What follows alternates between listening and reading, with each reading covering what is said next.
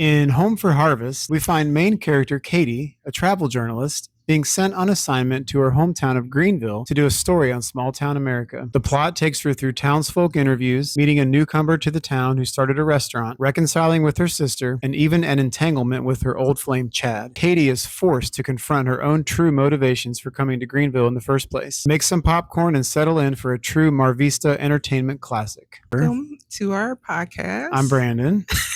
And I'm Jennifer. And I'm super excited because we were talking about one of our favorite movies to make fun of, Home for Harvest. This movie is awesome. Also mistakenly referred to as Home for the Harvest. Yeah, there's no the. It's just Home for Harvest. I will be mind mapping Home for Harvest to explain the plot. Let's get started, okay? I have my tablet here to She mind put map in this. so many hours making this mind map.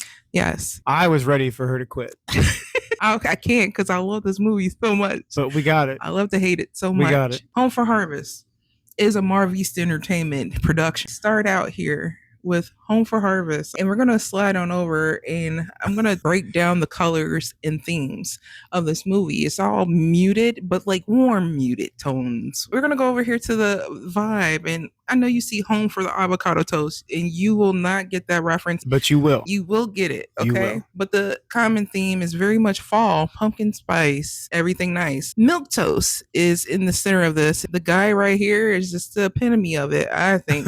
He has a sweater. He has a white guy beard. That guy's not in the bald head. movie, but It's the vibe. he's a representation. Avocados all around. I just want you to remember the vibe of this movie is autumn. It's not Halloween autumn. It's not Halloween fall. It is pumpkin patch. It's just harvest. It is a harvest festival. There is no reference to any central holiday. What's it called? Secular holiday? Secular. Mhm. There's no reference to any secular holidays in this movie. No All Hallows Eve Just- references. True. Just Mhm. fall. Straight up fall. We don't want to offend anyone's sensibilities. We have sweaters. The common theme in this Oh my movie gosh. are thick cardigans and sweaters. Okay? With popped collars. We're going to go on down here and introduce you to our main character. It is Katie Taylor. Looking proud. Main character energy, beautiful white woman. She has a high paid, luxurious job. Yes. I don't know if she has experience or it's just because she's been doing it for so long, she gets paid the big buck. She can afford $300 t-shirts. She never stays in one place too long. She spares no expense for herself. I don't know if she saves money by taking these trips on the company dollar. Therefore, she can live a great life. Her job is that she's a really good writer. As you can see in my examples, Coming Home to Where? Although, to be fair, I haven't read any of her writing. She wrote one time in this entire movie. Coming Home Back to Greenville. And Like that was cringy. Yeah, the whole movie, I don't even think she was taking notes when she No. was doing the interviews for her newspaper or magazine. I don't know, question mark. Probably a magazine. So travel writer for a magazine. Yeah, and but it doesn't she- say for sure. Yeah, it doesn't. So she's not taking notes. She's not taking any pictures, but apparently she takes selfies of amazing places she's traveled. Mhm. That is her quote, not mine. Everybody knows that when you read a magazine about travel, that you want to see selfies of the person who wrote the articles, because that's True. really why you read them, right? Yeah, you want to see the person in it, Yeah, not the please, place. please show me a selfie of you looking away from the camera. He's arriving to work, and this is when we meet Mr. Peters, and he is our plot boss. He puts a wrench in her life. He's not mean, but he will test your boundaries. Thinks Katie is his superstar. As soon as he sees her, he's like, there's my superstar, Katie. We love you. It says things like, Katie's been to Bora Bora. Okay. So, like, that's supposed to mean something. Elitist much for her next traveling writing assignment. Greenville. She must go to Greenville. She Yep. must go home. And she for actually says, harvest. tell me there's a Greenville in Bora Bora, which is one of the No, funniest moments of the movie. No, girl, there isn't. And there's a lot of pointing. This is one of the main times she's pointing. And then there's She another points a lot. time in the movie she's pointing. But she has like a point like this, like it's thumb and finger. And it's big. It's gigantic. It's like Shrek pointing at you. It's just weird because it just stands out. It's like right in there. And you like back up from the TV when you see it. Her boss says, yes, Katie, you are going to Greenville. We know you can handle it because you are a superstar. She's like reluctant, but she says, okay. So without any planning at all, Katie just hops on a train. There's nobody there yet. This is the busiest time of year. Busiest time of year. Look at the train station on the screen, everybody. Because of why? The Harvest Festival. She's the only person at the train station. There's nobody at the train station at all. But there's another twist. All the hotels are booked and busy. There's no room at the inn. During the Harvest Festival. Sounds like it could be in the Bible. There's no room at the inn. Nobody else is there. You know who's there? The Oracle of Greenville. Frank. Now we got Frank. Frank is like a best friend in my head to me. For me and my husband, he has made our relationship stronger. Frank. The first time we watched this movie, me and my husband laughed so hard. It has something to do with Frank. It's not Frank's truck, which is a paid actor. It's nice though. It has to do with Frank's flesh tone mustache. Like it's there, but it's also a paid actor. You gotta look. You really gotta look. You gotta kind of squint. Oh, the light is kind of hitting it just right, and you can see that mustache. It's great. But Frank is our oracle. He is our guiding compass, as you say. Forget Delphi. They got an oracle in Greenville.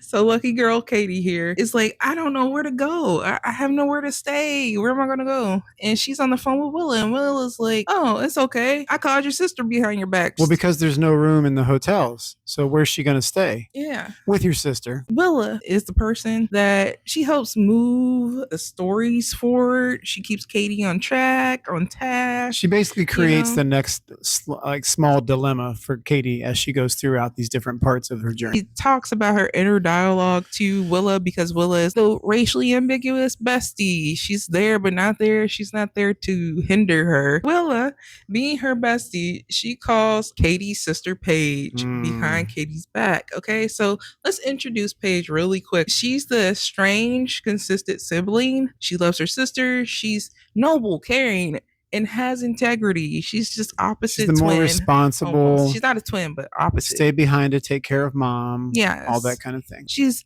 a mom and a wife. Works in the medical field because she's always wearing scrubs. Yes, so she's just a saint among saints. Yep. We have our creepy child actor. This is Maggie. She's casted as a cute kid. Just look at that picture. Does that not look like Poltergeist to you? Demon. I'm gonna haunt your dreams, mommy. This little kid was the scariest part of this whole movie. She will literally haunt my nightmares. She's a cute kid, but hopefully with her few more years, she'll become a great actress. I'm rooting for you, creepy child actor. She's a wife, and this is her milquetoast spouse, Michael. I don't know anything about this man. I call him one-liner. Yeah. He literally has one line in the whole movie. Oh, I said he had two lines. Oh, two. I'm sorry. But he might have had one continuously long line. Yeah, he didn't really say much. That's a nice compliment, though. Has dimples. He has dimples. I didn't say they were nice dimples. Yeah, he's wearing the sweater with the pop collar, too. Yes. As you can see. As noted here, I said that we know that he really loves his family because of the thickness of his cardigans. True. These cardigans are a big signal for me, and I'll get more into that later. Love for family and cardigan thickness are correlative. Yes. Willa calls Paige, and Paige has set up for Katie to come spend the night with her. They are estranged. She hasn't seen Paige for years. Paige has had a whole child and a husband, and Katie was like, I'm still not coming to see you. I love you, but not that much. She couldn't come back to Greenville because there was some drama there. Yeah, there was some drama. Katie arrives to her sister's house, and she's just like taken in the sight. She's astonished by the small town house, which is like a mansion. It's really nice. She gets to see like her family again, catch up really quick, but then she has to walk into town for her first interview. She's interviewing restaurant owners that are in a competition for Greenville's Harvest Festival. And while on her way, we have our meet cute. This mystery guy spills coffee ? There's the stain right on there. Katie's $300 top. So Mistake number one, buying a $300 top. Mistake number two, that's spilling not water coffee. On it. Spilling water on it and calling it coffee. As you can see, the spill is just a water stain. That is not coffee. Like, they could have at least made it some dark tea or something. Or they were like, oh, this shirt is borrowed. Maybe the $300 blouse, like spilling coffee on it and ruining it, would have put them over budget. But, that is from Fashion Bug, 1994. Probably. The top of a curtain. Oh, they forgot to take the little curtain loops out. Like a scrunchie. Called a chest scrunchie. We have our first meet cute. Okay. This is with Noah. He is our love interest number one. ? Noah, notable things about Noah. He has helmet hair. He does. And also, Katie dislikes this guy immediately because he ruined her $300 sweater or top, whatever that is. She's pissed. Okay. She's out. You bumped into me. He's like, no, you bumped into me. And really, it was like an accident. I'd like to take just a little side detour and talk about this hair a little bit more. Mm-hmm. Can we talk about the hair now? Yes. I would just want to know who in the movie on the cast of people, not the cast, sorry, the people behind the scenes, production of the movie. Makeup people. Who did this guy's hair? Because nowhere in the movie does his hair ever really look good. It looks so bad that it's laughable. Yeah, but we've seen this actor in another movie and his hair is fine. So it has to be the hair person was not on set. I don't get it. For this movie, the budget is low. Do your own hair or come as you are. Also, I would like you to look at the denim shirt to cotton Hanes shirt to cardigan ratio. That's wardrobe. Nice. Blame wardrobe. That's really nice. I love that combo. So they picked a non-$300 blouse and called it a $300 blouse and then had him put that on. I guess to make him look very homely. Here is my proof of my theory. This movie is virtue signaling that the good guy is the good guy because of the thickness of a cardigan, of the sweaters. There are hints, subtle hints that the good guys only wear cardigans, and the cardigans are thick, and they do not match their outfits. They're just slapped on. Yeah, I don't know what's going on in that first picture. And it doesn't match. Hold on, look. It's a red half button. Oh, it's a Henley. Yeah, like a Henley, and then a denim thick shirt.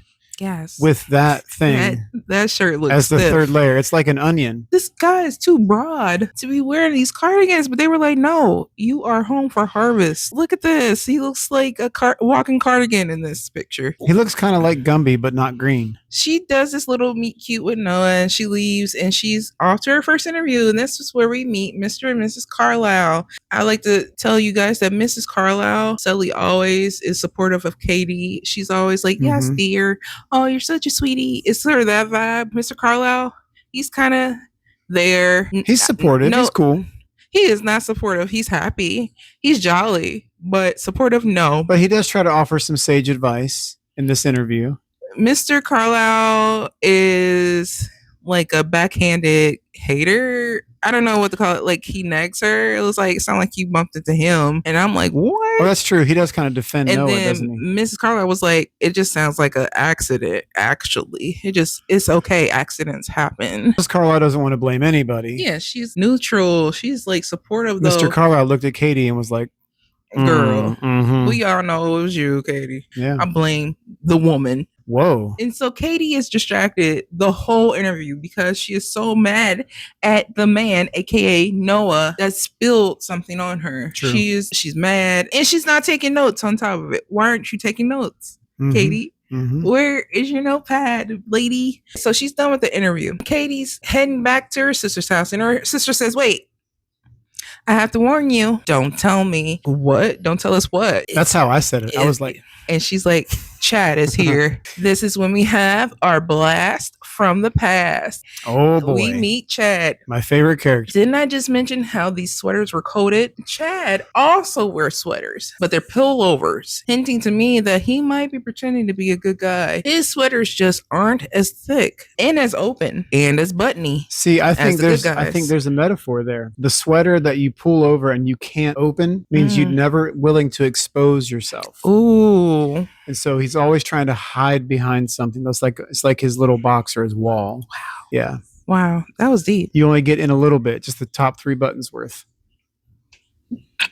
That was very lovely. Thank you.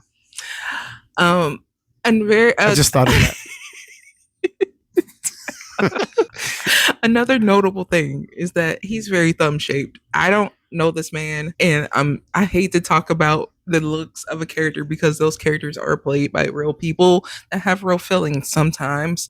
But we don't know Chad. He doesn't know I don't us. know Chad. He doesn't know me. He doesn't know him. And our whole family unanimously agreed that Chad's head is shaped like a thumb. He's very thumb shaped. Yeah, we did. Back of the head, front of the head, uniform. Chad is a Nepo baby. Chad works for the local newspaper. And you know who owned the local newspaper? His parents. The only reason why Chad got that job is one, because of nepotism, but also because he stole and took credit for Katie's good writing work. That sentence wasn't good writing work, whatever. When they were younger, Katie and Chad had a writing assignment as partners to do something together. I don't know what they were writing about, but it won national recognition. He cheated and he said, it's mine. I did it.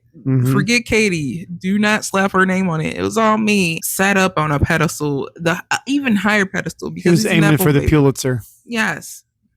Didn't get it. Did he get it? No. Katie was upset. She was mad. So here we go. The real reason why Katie left Greenville. Dead dad. Walk us through it. Plus a sick mother. And then, so power all that on. Katie felt betrayed by Chad. And they were an item. They were together. They dated. So betrayed by her own boyfriend, plus sick mom, plus dead dad. Katie said, run. See ya. I'm out of here. Deuces, Greenville. So Katie's mom died apparently while she was out traveling, living life. Paige took care of her. And that's when Paige was taking care of Katie and Paige's mom. Did she even come back home for the funeral? No. She was in Bora Bora probably. Then, taking selfies, writing an article. Not taking notes. Chad's there. He's like, hi, Katie. I heard you were in town and I love to get together with you and, you know, talk things over and possibly apologize to you for being a scumbag. He didn't say those things, but look, he shows up with the pop collar, the 3 buttons and the flowers. So he's there to get sympathy, to be remorseful, to apologize and say, let's start over, please. And Katie's like, I'll think about it. I have work to do, you know? So he invites her out to the club. But we know what he was interested in. Yeah. Rekindling. Later that night, she's trying to work. She's such a great writer, as referenced before. Oh, look, they're trying to avoid product placement.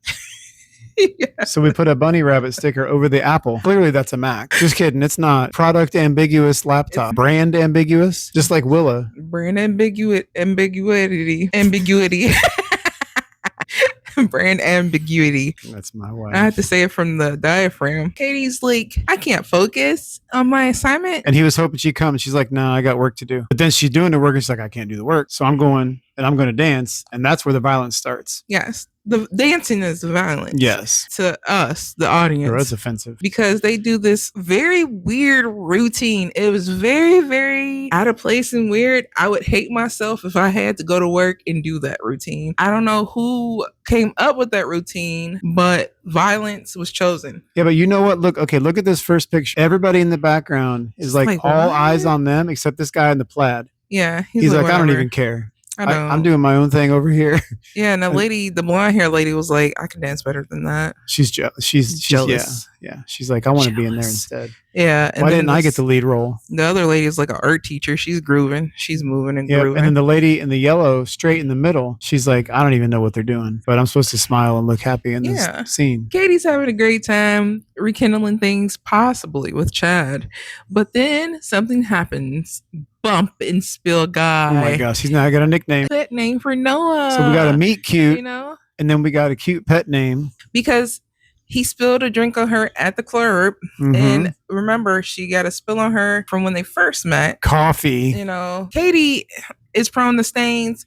Her niece stained her skirt. It's like 3 major stains in this movie. I don't know what's going on. That could be theme number 2. To like stained clothing. That trope is like the prissy lady gets stuff spilled on her trope because she gets another stain on herself from Bump and Spill Guy, aka Noah. She has to leave early. The next day, Katie's spending time with her sister. They're doing some park yoga, but not really. They were there for like 2 minutes, and Katie was like, I'm done. Relatable. It's outside. Ew. She just so happens to bump into Bump and Spill Guy while talking to her sister about the Bump and Spill Guy, Noah. That's when we start getting the little pointing of the fingers like that. And she's like, oh, it's you, Bump and Spill Guy. She does say it just like that. And coincidentally, he is her second interview. She was on her way to see him. And Noah is a local restaurant owner. This is when we get to the pivotal, like, this is the greatest part. Well, it's not the greatest, because the greatest part was seeing Frank. But it sets up the main theme of the movie, which isn't about love or writing. No. It's about avocado. It's about avocado. This movie is really about avocado. And what else?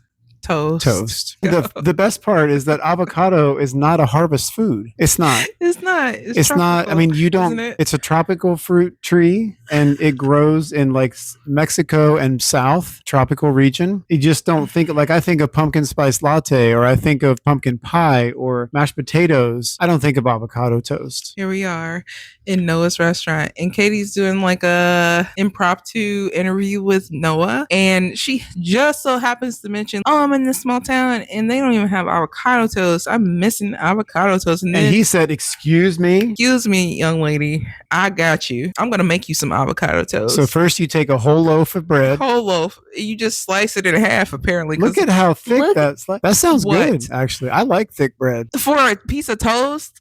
Yeah, I would eat it. Not possible. He's making her this avocado cream. Look at the spread. And it looks like wet doo-doo. It really does. It looks very, very gross. It looks like baby diarrhea. It doesn't look fresh, farm to table. He's spewing his rhetoric about, I love farm to table, and this bread is local. Avocado ain't local. But Katie loves it. She's like, oh, whoa.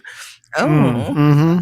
This man just made me she gets a little dopamine shot right there when she bites into that. The avocado thickened the plot for us. I think it gave Katie more of a reason to love her home again. Well, here's the thing. The avocado toast keeps coming back. Yeah, it's because they say avocado toast, all three of those things separately at least 25 times. See, I thought it was 23, but I could be wrong. Might be 23, but I don't that's just a lot of times to mention avocado. Who wrote the script for this movie, and why does avocado toast keep coming up that many times? Katie is just smitten. Like, ooh. Like, ooh. Spilling on my shirt and making avocado toast? She's telling her sister about this avocado toast, and while she's telling her sister that, I'm like, what is going on with this paper towel dispenser in the back? What is that? So she's telling her sister Paige about Noah. It's points for how she's starting to warm up to this small town, and then she's having a heart to heart with her sister the next day. They go to a pumpkin patch. There's this guy that takes a picture for Katie and Paige and the little one. Epic. We get to the point where is Katie missing home? ?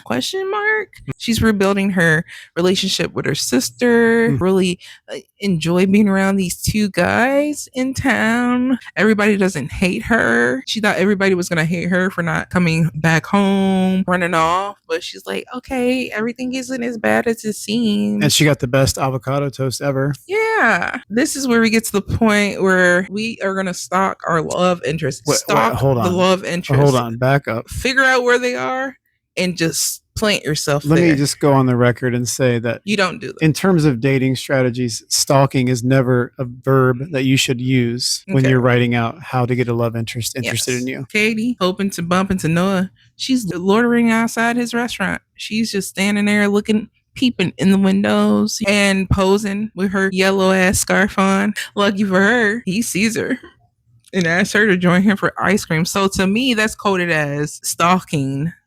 The love interest works out for you and you get free ice cream. They're just talking about his love for the slow life and how much he likes it at Greenville. And he used to be engaged, but she was a jet setter like Katie, and they just weren't meant for each other. We've also found out that he's single. See, ordinarily that would be a red flag for both of them. Like Katie wants to go off and do things in the big city and he doesn't. Yeah. So she should have said, oh. Yeah, we're not compatible. Not compatible. And he should have said, oh, not compatible. True. Let's keep it strictly professional. But that didn't happen. It didn't happen when he invited her for the ice cream. That's when it didn't happen. They crossed the line with that. Again, if this is her interview and they aren't crossing the line, she's still not taking any notes, okay? There's no notes to be had here. Noah asked Katie to meet him tomorrow to show her the true definition of farm to table. I don't know what this counts as, like date number 3. Or date number 2. Like the first date was like an impromptu avocado toast date. The second date, ice cream date. You count that as a date? In the realm of Marvista Entertainment, yes. I wouldn't count that as a date. And you know what happens after the third date? Say it. Another slice of avocado toast. That's what I was thinking. Yeah. Katie, the next day or same day. I don't know. Time is blind. I'm time blind. This movie is time blind as well. So I'm guessing this is the next day. And Katie is assigned to deliver a award to a majestic goat. This goat is amazing. That goat is on the roof. It's like a parkour. It's got a peak. Yeah, it's a parkour course. For a goat. But he's like, mind your own business. Yeah, it's like, I'm just living life. I'm doing my cutesy. thing. Leave me alone. Yeah. Also, give me that blue ribbon. So I could eat it. Around the corner, suddenly we see Chad, and Chad turns that corner so freaking hard. Oh my God. He cuts that corner so hard. Hey, can we zoom in on his pants for a second? Yeah. You might be expecting a flood. Another pop collar we see, and a trench coat. He looks very professional. He's got a tie on. But it's not a cardigan. You know?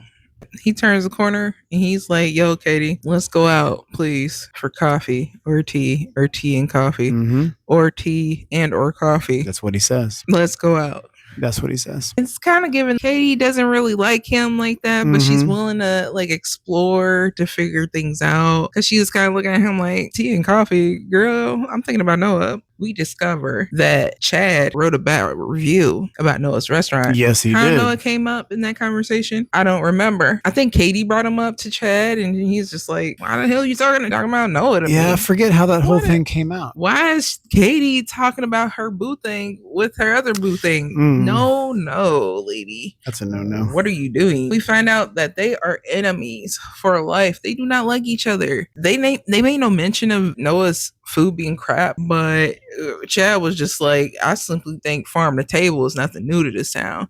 Here it is, guy coming trying to gentrify. We've been doing the that place. for like, he said, for like weeks. That's a dream he's had since lunch. Think you doing something new, but we've been doing this for like weeks now. I'm writing you a bad review. Mediocre. Yep. He said it's mid. Your food mid. And then you ain't even got avocado toast on the menu. Everybody in this town love avocado toast. Oh, that's an off-menu dish, though, you know, that Katie got. We know that Chad doesn't care for the whole farm to table thing. He's just trying to be a hater. Noah's passion is delivering fresh farm to table foods like avocado toast. Discover the true meaning because we are at Noah's pumpkin patch. We don't know where this land is. Is it some random farmer that they're infiltrating? Are they interlopers? Maybe it's coded like could have been planned out. This is his place of residency. And he opened a restaurant. He ain't no millionaire. He got money. You got to open a restaurant in a new town. I think he got money. And you got them fly ass cardigans. This is where Katie is comparing her fast traveling life to the calm, slow life of Greenville. She's really listening in to what Noah has to say about the lifestyle there. His passions make her want to stay at Greenville. I don't know why. She doesn't talk about anything she likes. She's just listening to this man spew about his love for a town and his passions. That's how you get a man. Just shut up and listen. Marvista Entertainment. Is that how you got me? Marvista Entertainment. Women, in real life, if you're looking for a man and you feel like you have to shut up and listen, that's the wrong man. What if the girl doesn't want to talk and she's just shy? Well, maybe. I guess. I can't say that's a universal statement. Okay. But if he tells you to shut up and listen, that might be the wrong man. They get back to Noah's restaurant. Remember, they were picking these pumpkins, and it was with purpose because he was like, I have this idea. I want to make pumpkin lattes because pumpkin lattes on the market now are artificial, which is cool. Great, Noah. But then he makes it. I'm assuming it sucked because Katie said she made a face and said she didn't like it. And then she was like, no, I'm joking with you. But then she takes another sip and she makes this face. This is behind his back. Yeah, but so he Katie's turned around. Yeah. So he made this pumpkin latte and she's like, oh, it's delicious. Yeah. And then he turns around or something right before the scene ends and she takes another drink and makes that face. Yeah. So now we're like, okay. Katie the liar? Did they mean for her to make that face and confuse us? Did she accidentally make that face because whatever she had in the cup was old and cold? Is Marvista really clever? And they're like, we're going to make her say she loves it to his face. But then she's going to be like, this is disgusting behind his back. Yeah. And make you wonder if she's interested in him or not. I think it's another key element. Stalk the lover. I mean, look at that. That's a face of consternation or constipation. One of the two. Stalk the love interest. Shut up and listen and lie and tell him you love everything about him. I think there's a whole nother video here in this picture. I think she's lying to be nice in order to get her man. Maybe. Ladies, pay attention. Katie, girl, you ain't got to lie. Later on this date adventure, whatever this is, I don't know what this is. She's quote unquote still writing this article. Even though his lattes are gross, they still have avocado toast love. Even though it's gross, you still got avocado toast. They're dancing the night away. It's romantic. It's warm. It's cozy. Ooh. And Katie's really feeling Noah. She's really liking him, liking his vibe. I can see it. Somebody, like I said, you stalk your love interest. Somebody. But wait, somebody is stalking outside of Noah's restaurant, like a little kid waiting for his papa to come home. Papa. Chad just so happened to be walking past at the exact moment Katie and Noah are slow dancing. You know why they didn't notice him? Because it looked like there was a thumb walking by. Just walked on by.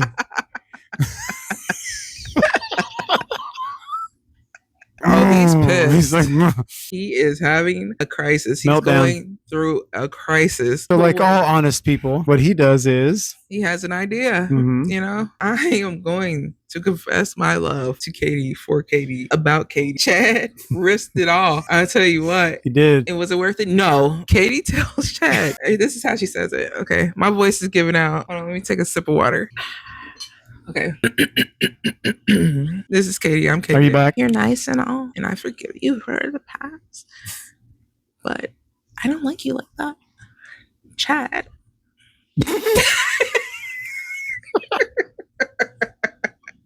Like, you can't hear anything in this movie. It was perfect. Like, you can't hear anything. And then she like flip twists her shoulders. Remember that part? Oh yeah, she sat down. Like, when they go into the bench at the park, it's hilarious because she's like, I'm gonna try to do it. Yeah, she's like, let's go sit down. And then she walks over and sits down, and we're like, so man, she just got whiplash. That this is not the avocado toast love. And he said, it's Noah, isn't it? She didn't even answer him. Walks away. She actually just got up after that and just walks away. She didn't say anything. She didn't say, look, I ain't talking. He's like, it's Noah, isn't it? And she just goes, and then turns around and leaves. He just sits there. Kind of an abrupt, weird way to end that scene. The scene over, yeah. That's they it. just do a scenic shot. My guys just sit there alone. The bench of rejection. Here we go to the pivotal part of the movie. Oh, man. Another pivotal part. If I can't have Katie, nobody can. If somebody do you dirty and break your heart and communicate with you that, hey, they don't like you, you get revenge. Chad starts a plotting. He comes up with a plan. Remember I said he works for the local newspaper? Yeah, he does. Oh, baby. Chad writes an article in his Nepo Baby newspaper saying that Katie hates everything about Greenville. And makes her look, it's like slander. Because he twisted her words. It's like... It's libel. It's libel. Like if I say, I go to Walmart and the lines are long, but the prices are great. It's like, I didn't say I hate Walmart. It's like an underhanded comment. Yeah, it's like an underhanded...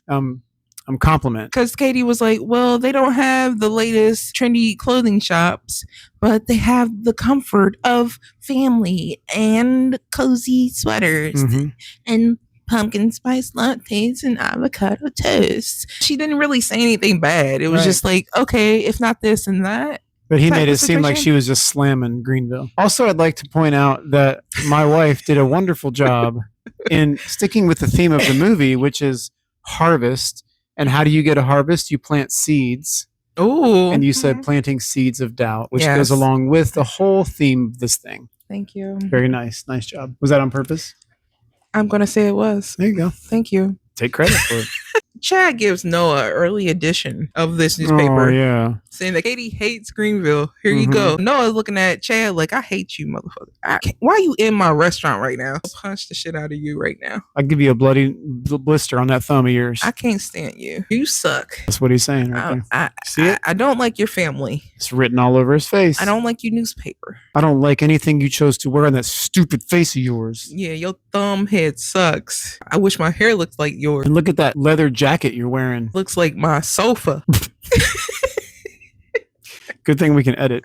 I'll keep that in there. Chad gives him the early edition, and then Chad makes a stop to the newspaper boy, and he puts that boy to work. This newspaper boy was going door to door. He was going to your door. He said, extra, extra, read all about it. Across the whole town of Greenville. Everybody knows. Katie hates Greenville. Everybody reads this paper. I don't know. Like, what if somebody in town can't read? Too bad. They heard it word of mouth because everybody now knows that Katie apparently, quote unquote, hates Greenville just because Chad wrote it. And the most disappointed of them all is Katie's sister Paige. Mhm. She's like, you always hate this place. You never even came back home when mommy died. You just disappoint me, Katie. And Katie's like, you know what? I just got to get out of here. She was like, yeah, like you always do. Yeah. Some Ooh, it was things like never a burn, change. slam. She's just so disappointed. She made her feel like crap. I would cry if I was Katie. Katie goes to meet up with Noah because she's like, oh, I really like this guy. She almost confessed her love to Noah once before, but got interrupted. She came to Noah's restaurant again, but Noah was like, I don't want to talk to you. I don't like you. I read the things that you said, which was interesting that Noah, who got beef with Chad, believes the man that he don't like instead of the girl that he likes and been spending all this time with all week. Okay. The patriarchy in that. Yeah, that's crazy. Katie, she tries to explain to Noah, like, her words are misquoted. She's grown to love the small town of Greenville again. This is fake news. Don't believe this. And he's like, yeah, right.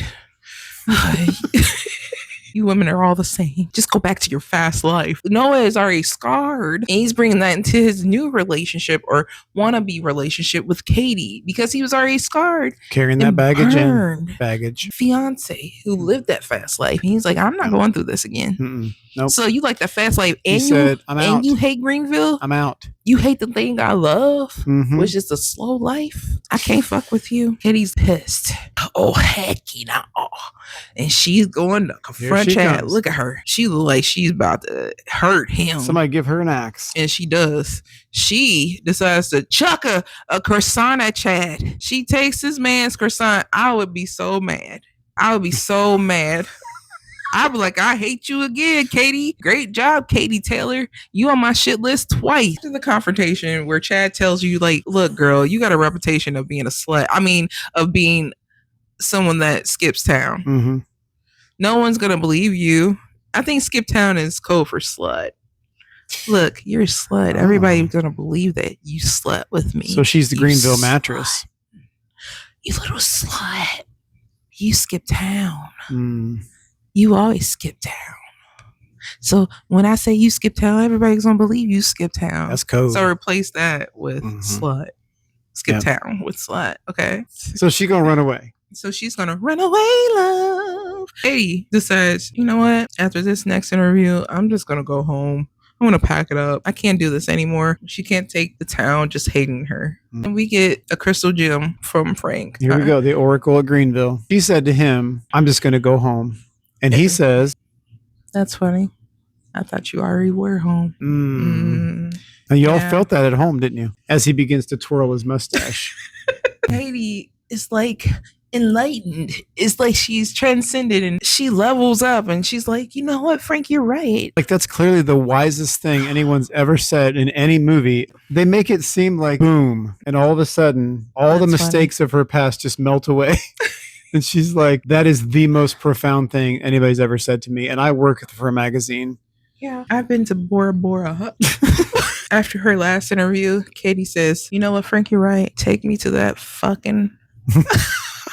She doesn't say that. This is a Marvista Entertainment banger, family friendly banger. She doesn't say that. Take me to the festival. Biatch. Frank says, okay. And soon she gets there, Katie says, I'm tired of running. It's the moment of reconciliation. Her sister is so happy and pleased with her sister. Oh, man. Paige is so pleased with Katie that she didn't run. That they like, I immediately forgive you, even though the brunt of taking care of mom was on me for all those years. Me having to watch her slowly die as her insides ate her from the inside But out. since you didn't run, all is good. I was left to give birth with my milquetoast husband who did not understand the pain and suffering of a woman, all without you. At this moment in the movie, if the movie would have just cut off and ended, I would have been satisfied. It was so touching. I didn't care about Chad and Noah at this moment. I was ready to like engage in a man cry. The power of like sisterhood. But that passed very quickly and I wanted to see the rest of the movie. Because you know why? We didn't get our kiss. We're all holding out for that kiss. That one kiss, the one kiss in a Marvista Entertainment movie. There's always one. I think there's a loophole with the kisses in thrillers. Like there's always the cheating husband and he's always kissing the younger, hotter one. multiple times, and then like but he kisses his wife. this isn't one of those. She's like, I forgive you, sis. Now get up there and get your man. Katie decides to get up on stage at the Harvest Festival. She grabs the mic and she's like, check 1 2, check 1 2, check 1 2, to apologize to the whole town and tell everyone that Chad is a liar. And the crowd at this busy festival, this is the crowd. There's like 2 people in the audience. Look at the crowd. Now, this is the reason that the hotels were full and she had to stay with her sister at the beginning of the movie. The only people there are the people who live in the town. Why were the hotels full? Maybe they have a great ecosystem and they have no homeless people living on the curb, so they put those people put them up in hotels. Of course. All those houseless people That's got to be it. now have homes. Oh, I'm sorry. People who are homeless. He's on stage saying, I'm going to tell the town how I feel. But then Chad's like, girl, you don't even live here. Yeah. Don't nobody want to hear you. You trying to take the mic from her. Katie, you got a record of leaving, but Miss Carlisle interjects saying, I'd like to hear what Katie has to say. And That's exactly how she said it. Miss Carlisle is being a supportive queen in that side swept bang wig. That whole wig is a bang. I love it. This is vital because Katie is receiving the support from someone that is a vital part of the community. Okay, Mrs. Carlisle. Vivacious member. Everybody knows her. Katie being associated with Miss Carlisle, she made the whole town listen to her speech about how much she actually loves Greenville and that Chad is a liar. So now everybody in Greenville believes her because she has the support of this community member. Mrs. Carlisle got that clout. At least shut up and let her talk. I'd like to hear what Katie has to say. You said it just like that. Yeah. This is the part where Katie decides to risk it all with Noah and tell him, I love Greenville and I love you, Noah. The moment we have all been waiting for happens. The moment is here. The kiss. Ba-boom. And they kiss in front of everybody. Now, here's the thing about this kiss. Right, you got to zoom in on that a little bit. Does he count? Just take a look at the placement of the lips. What is up with that? He's like... Does that count? No. It does not. That does not count. But actors gonna If you think it counts, give us a like. And if you think it doesn't count, give us a like. This lady says yes. Okay. She's like, She's looking for her boyfriend. The whole crowd says yes because everybody is cheering for this kiss. And there's Frank. This is a point of the movie. They announce the winner after they kiss. Mr. and Mrs. Carlisle win for their caramel pumpkin spice oregano pie. I don't know, question mark. Minced meat. Who knows? Rhubarb pie. You know, they're winners. There's some kind of pumpkin custard walnut. It was like caramelized, encrusted cake pop. Caramelized onion pie. That's it. Even though Noah didn't win the competition, he said he won the real prize. He did. Katie, in conclusion, Katie falls in love with Noah and has a stronger bond with her sister. She wants to take a break from traveling and stick around to help Noah in his restaurant, and hints that maybe, just maybe, her hometown is big enough for 2 local papers. The end. If you watch this movie, please count the number of times you hear the phrase avocado toast. Yes. And put it in the comments or something. Yes. And avocado and toast separate. It's crazy for a movie about harvest, which you think of as pumpkins and corn. Leaves. Yeah, like leaves falling, warmer clothes, you know, like bonfires at night. Yeah. Nobody thinks of avocado toast. They could have said s'mores. I think pumpkin. They could have just said the pumpkin latte. What about a pumpkin spread on toast? But they could have did the pumpkin latte and just had it connect to it's crazy. Them saying, "Oh, well, I do farm to table. Let me." It's like coming home for harvest and seeing him and saying, "You can't even get a good lasagna here." I hope you enjoyed the review of this movie, which was as long as the movie. Thank you so much for watching. I'm Jennifer. I'm Brandon. Bye.